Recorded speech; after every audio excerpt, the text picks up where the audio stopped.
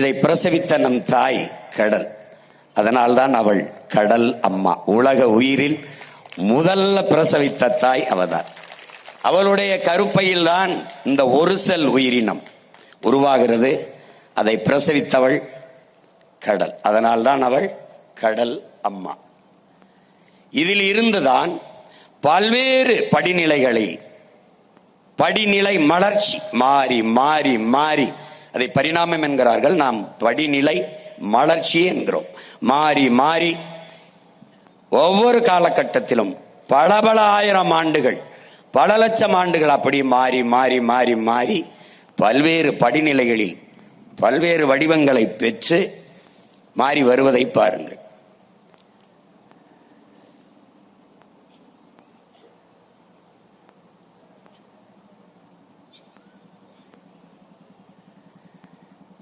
நிலப்பரப்பில் தோன்றிய எல்லா உயிர்களும் வளர்ச்சியடைய ஆதித்தாயான அந்த கடலே காரணமாக இருக்கிறார். அதனாலேயே அவள் நம்முடைய கடல் அம்மா. படிமலர்ச்சியை பாருங்கள். அடுத்த நிலை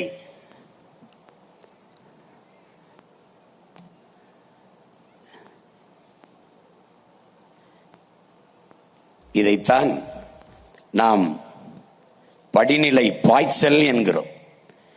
உலகில் இத்தனை உயிரினங்கள், எல்லா உயிரினங்களுக்கும் குரல் வளை இருக்கிறது.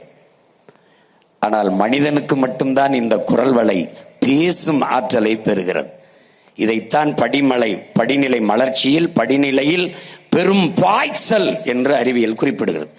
இந்த பெரும் பாய்ச்சலை பெற்று இதில் ஆழ்ந்து கவனிக்க வேண்டும். உலகில் எத்தனையோ கோடான கோடிக்கணக்கான உயிரினங்கள், இதில் எந்த உயிரினத்தாலும் இந்த இயற்கை அன்னைக்கு பூமி தாய்க்கு அழிவில்லை, பேரிடர் இல்லை.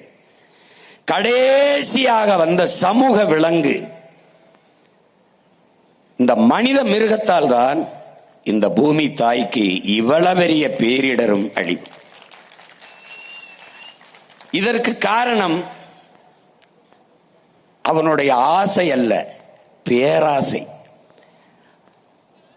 அளவுக்கு ஆசைப்படாமல் அளவுக்கு அதிகமாக அவன் ஆசைப்பட்டதால் இந்த அழிவை நம் அன்னை எதிர்கொண்டிருக்கிறார்.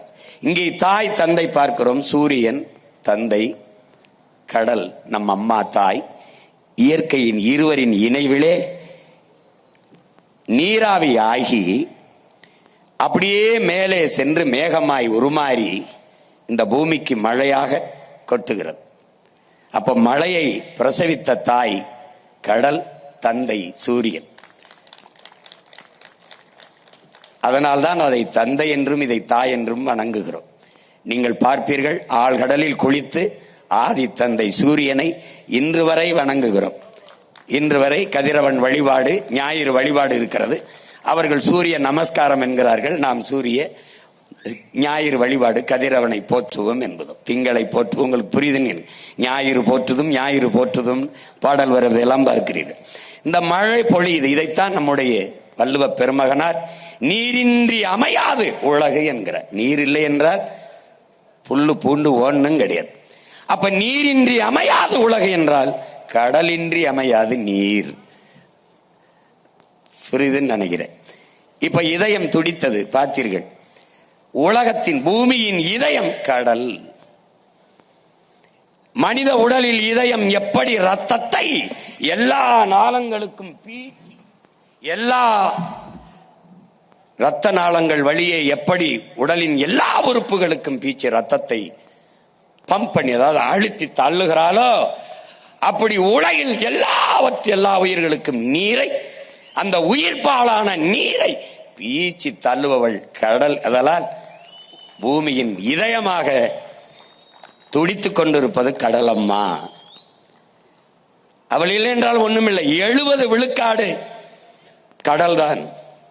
என் அன்பு தம்பி தங்கைகள் புரிந்து கொள்ள வேண்டும். இந்த பூமியில் 70 விழுக்காடு நீரால் நிரம்பி இருக்கிறது.